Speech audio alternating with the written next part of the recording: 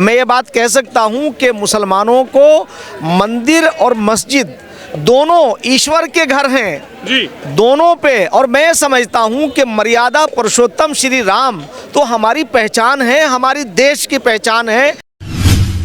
तो मैं कहना चाहता हूं कि ओवैसी साहब से और उन तथाकथित जो धार्मिक धर्मावलंबी हैं कि आप अब मुसलमानों के ऊपर रहम खाइए, उन्हें मुख्य धारा से जुड़ने दीजिए, राष्ट्रवाद को उनके अंदर संचालित होने दीजिए। आपने बहुत खेल लिए हैं कि ये सब लोग दुकानदारियां चला रहे हैं और आज के प्रधानमंत्री श्री नरेंद्र मोदी जी ने इनकी दुकानों पर ताले लगभग लग चुके हैं। नमस्कार, आप देख रहे हैं न्यूज़ पत्र। मेरा नाम है विनोद शर्मा। 22 जनवरी का दिन ऐतिहासिक होने जा रहा है, यानी कि कहीं ना कहीं 500 सालों का इंतजार खत्म होने वाला है और प्रधानमंत्री मोदी रामलला को टेंट से उठाकर अब महल में प्रवेश कराने जा रहे हैं। और मेरे साथ इस वक्त सर हैं। सर, कैसे देखते हैं? काश्मीर साहब, कैसे देखते हैं? एक लंबा अरसा, एक कई पीढ़ियां गुजर गई, लेकिन ये जो ऐतिहासिक दिन है वो 22 जनवरी को आ रहा है जब रामलला टेंट से उठकर महल में पहुंचने वाले हैं। आपका पहला रिएक्शन क्या है? देखिए, हमारा देश लोकतांत्रिक है और एक संविधान से चलने वाला देश है, तो जाहिर है कि ये जो फैसला है राम मंदिर का बनने का, ये सुप्रीम कोर्ट ने एक फ़ैसला दिया और लगभग मैं समझता हूँ कि ये 500 साल से भी अधिक का मसला था। और हम सब लोग क्योंकि दो खून के रिश्ते हैं और भारतीय जनता पार्टी और भारत के प्रधानमंत्री सबका साथ, सबका विकास, सबके विश्वास को और सबके प्रयास को लेकर के चले हैं। ये मैं समझता हूँ कि हमारे देश के लोगों के लिए मर्यादा पुरुषोत्तम श्री राम हम सबके पूर्वज हैं, आदर्श हैं। हमारी पूजा पद्धति अलग हो सकती है मगर नफ़े और नुकसान हमारे एक हैं। इसलिए सारे देश के लिए ये फैसला और ये घड़ी मैं समझता हूँ बहुत शुभ घड़ी है और बहुत अच्छी चीज़ है, इसलिए कि हमारी पूजा पद्धतियाँ ही तो अलग हैं, बाकी हमारे नफ़े और नुकसान तो एक हैं। तो मैं समझता हूँ कि 22 जनवरी का दिन वाकई एक ऐतिहासिक दिन है और हमें उसी तरह से उसे सेलिब्रेट भी करना चाहिए। और राष्ट्रीय एकता व अखंडता हमें उसे हर तरह से, जैसे हमारे माननीय प्रधानमंत्री श्री नरेंद्र मोदी जी ने उसे मजबूत किया है और पूरे विश्व के अंदर एक मैसेज पहुंचाया है, तो मैं तो ये बात कहना चाहूँगा कि मर्यादा पुरुषोत्तम श्री राम हम सबके पूर्वज हैं, हमारे बड़े हैं। और उन्हें महाकवि इकबाल ने तो एक बात बहुत कही है कि उन्हें इमाम हिंद का, यानी हिंदुस्तान का लीडर ऑफ कंट्री, तो वो तो हमारे लीडर, हमारे देश के आदर्श हैं, हमारे लिए हमारे पूर्वज हैं। तो उसके ऊपर तो मैं समझता हूँ कि आप एक धर्मगुरु हैं, आप स्कॉलर हैं, आपको देश देखता है, लगातार आपको लोग समझते हैं, आप मदरसा बोर्ड के अध्यक्ष भी हैं उत्तराखंड में। कैसे देखते हैं, किस तरीके से देखते हैं? क्योंकि अभी हाल फिलहाल में भी जो बयानों का सिलसिला है वो थम नहीं रहा है। ओवैसी साहब ने अभी लेटेस्ट एक बयान दिया है कि मस्जिदों को बचाने के लिए युवाओं को तैयार होना पड़ेगा, मस्जिदों को बचाने के लिए युवाओं को तैयार करना पड़ेगा। आखिरकार 22 जनवरी का एक ऐतिहासिक दिन और उससे पहले इस तरीके के जो इस तरीके के बयान आ रहे हैं ओवैसी साहब के, आखिरकार क्या ये जज करना चाहते हैं ओवैसी साहब? आप भी तो मुस्लिम हैं, आप भी तो धर्मगुरु हैं। नहीं, देखिए, मैं इस सिलसिले में शर्मा जी आपको बताऊं कि मैं उत्तराखंड मदरसा शिक्षा परिषद का एज एक सेवक के ये बात कहना चाहता हूं कि देश के प्रधानमंत्री श्री नरेंद्र मोदी जी, उन्होंने सबका साथ, सबका विकास, सबके विश्वास को जो प्रायोरिटी पे लिया है, जो प्राथमिकता दी है, और हमारे माननीय मुख्यमंत्री श्री पुष्कर सिंह धामी जी, उन्होंने पूरे प्रदेश को एक आदर्श प्रदेश बनाने के लिए जो उनके प्रयास हैं वो अति सराहनीय हैं। मैं इस संदर्भ में बात कहना चाहूँगा कि मदरसा एजुकेशन परिषद जो माननीय मुख्यमंत्री श्री पुष्कर सिंह धामी जी के नेतृत्व में पूरा प्रदेश विकास की तरफ अग्रसर है, तो मदरसों में पढ़ने वाले बच्चे जो बहुत गरीब घरों से आते हैं, पसमानदा घरों से आते हैं, उन्हें भी वो मौका मिलेगा कि वो इंजीनियर बनेंगे, वो डॉक्टर बनेंगे और गरीब मुसलमानों की, पसमानदा मुसलमानों की गुर्बत दूर होगी। मुफ्ती साहब, आप कह रहे हैं इंजीनियर बनेंगे, डॉक्टर बनेंगे, लेकिन बैरिस्टर ओवैसी साहब का तो ये कहना है कि आप मस्जिद बनाने के लिए तैयारी, मस्जिद को बचाने के लिए तैयारी करिए। मैं वही बात आपसे कहना कहना चाहता हूं कि 60 सालों में जो कांग्रेस को एक कार्यकाल मिला, 60 साल का कांग्रेस का कार्यकाल था, उन्होंने सिर्फ मुसलमानों को एक वोट बैंक की तरह इस्तेमाल किया और उसके लिए राजेंद्र सिंह सच्चर, जो सच्चर कमेटी है, उसने ये रिपोर्ट दी कि मुसलमानों की हालत कैसी है और उनके 10 साल के कार्यकाल के अंदर मुसलमान धरातल की तरफ चला गया और धरातल नहीं, उसे मुख्य धारा से काटा और मुख्य धारा से काटने का जो प्रयास था, जो अन्य उसमें और पार्टियां भी शामिल हुई। मैं ये बात कह सकता हूं कि मुसलमानों को मंदिर और मस्जिद दोनों ईश्वर के घर हैं जी, दोनों पे, और मैं समझता हूं कि मर्यादा पुरुषोत्तम श्री राम तो हमारी पहचान है, हमारी देश की पहचान है, हमारी पूजा पद्धति तो अलग है। मैं इस मौके पे एक हवाला देना चाहूँगा आदरणीय हमारे डॉक्टर मोहन भागवत जी का, कि उन्होंने अभी एक बात कही कि हम सब स्वर्ग में जाएंगे।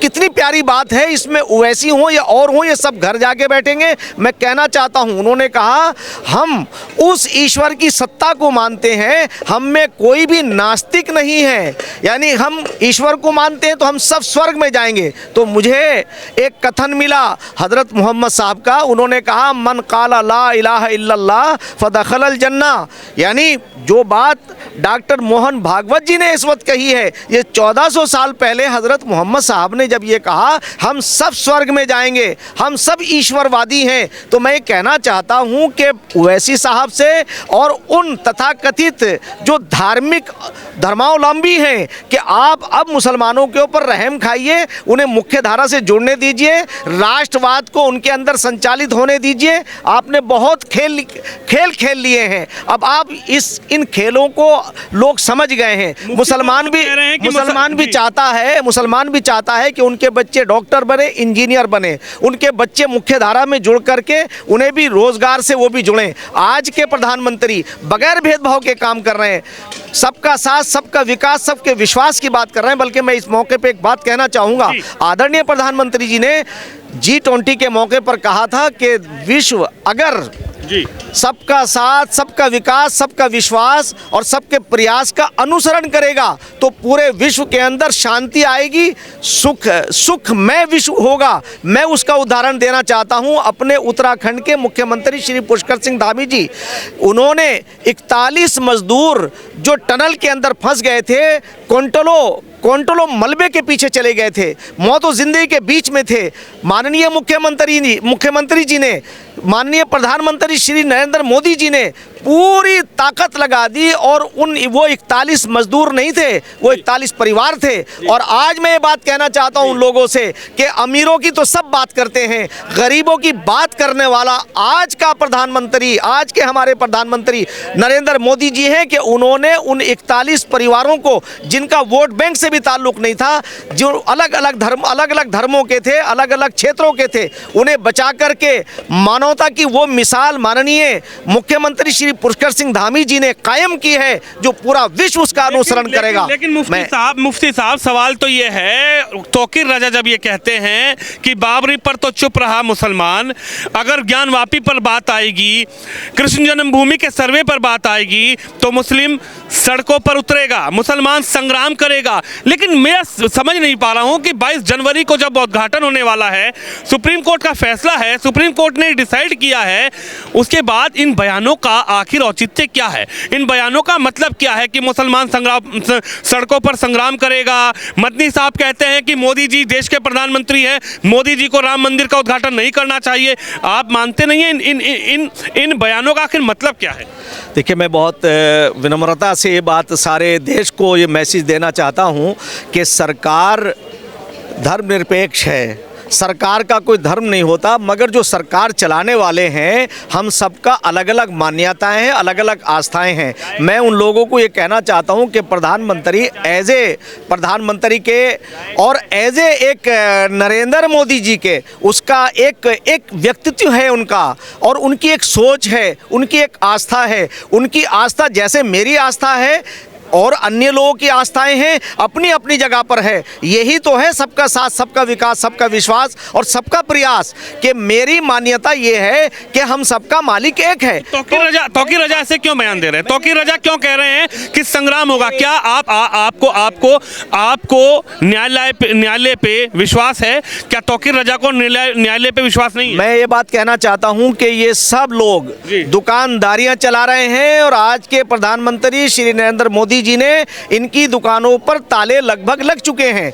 आज भारत का मुसलमान ये महसूस कर रहा है कि जितनी शांति है, जितना सुख है, मैं दावे के साथ ये बात कह सकता हूं कि पूरा देश आज दंगा मुक्त है, आज विकास युक्त है। मैं लोगों से का आह्वान करना चाहता हूं कि आप पूरे भारत के अंदर जाइए, किसी भी क्षेत्र में चले जाइए, वहां जाने के बाद आपको रोड मिलेंगे, बढ़िया रोड मिलेंगे, बढ़िया ब्रिज मिलेंगे।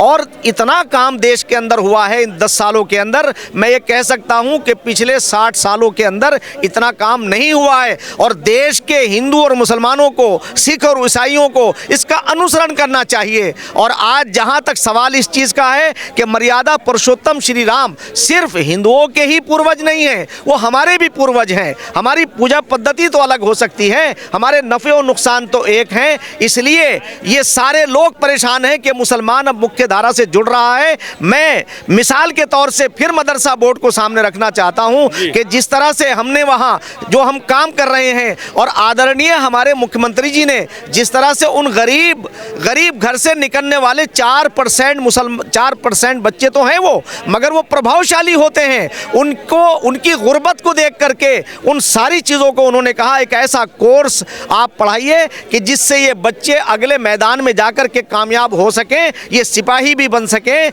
ये जर्नैल भी बन सकें, ये डॉक्टर भी बन सकें, ये इंजीनियर भी बन सकें। अगर ये चीज़ ना तो तौकीर रजा साहब को ये बात बर्दाश्त होगी, ना ही ये ओवैसी साहब को बर्दाश्त होगी। इस पर मुसलमानों को बहुत सोच समझ करके इनकी बातों का अनुसरण करना चाहिए कि ये कहना क्या चाहते हैं, ये करना क्या चाहते हैं। मैं आज ये पूछना चाहता हूं कि 60 साल के अंदर कांग्रेस का कार्यकाल रहा या क्षेत्रीय दलों का रहा, इतने शहर नहीं हैं जितने दंगे हुए हैं।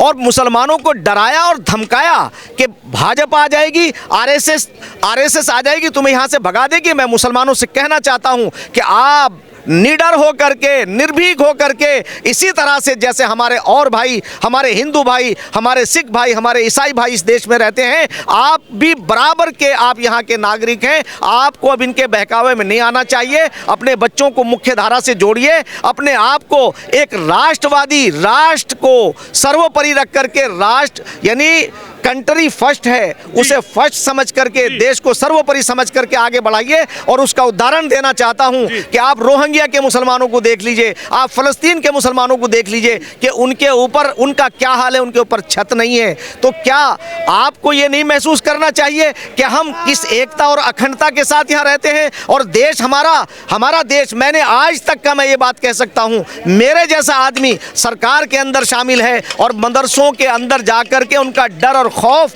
हम दूर कर रहे हैं। जिस तरह से पिछले 60 सालों के अंदर मुसलमानों को मुख्य धारा से काटने का प्रयास हुआ है, मैं कहना चाहता हूं कि मुसलमानों आप अब इनके बहकावे मत आइए, इसलिए कि मर्यादा पुरुषोत्तम श्री राम का मंदिर बने, इसमें हमें भी हर्ष होना चाहिए, हमें भी खुश होना चाहिए। दर्शन करने जाएंगे, मुफ्ती शमून काशमी रामलला के दर्शन अयोध्या करने जाएंगे। मैं तो मर्यादा पुरुषोत्तम श्री राम को अपना पूर्वज मानता हूँ, आइडियल मानता हूँ, इसलिए मेरे तो वो दिल में रहते हैं। मैं अगर यहाँ मुझे ये सौभाग्य प्राप्त हो, मैं बाहर जाऊं और मुझसे कोई पूछे कि आप भारत के उन महाअनुभवों का, किसी महाअनुभव के बारे में बताइए, तो मैं मर्यादा पुरुषोत्तम भगवान श्री राम और भगवान श्री कृष्ण का नाम लूंगा, इसलिए कि वो हमारे आदर्श हैं। और उन्होंने जो पूरी दुनिया के अंदर एक मैसेज दिया है वो शांति का है। और वो क्या है? राम राज्य की जो लोग बात करते हैं, जिस राज्य के अंदर कोई दुखी ना हो। आज पूरा देश सुख में है।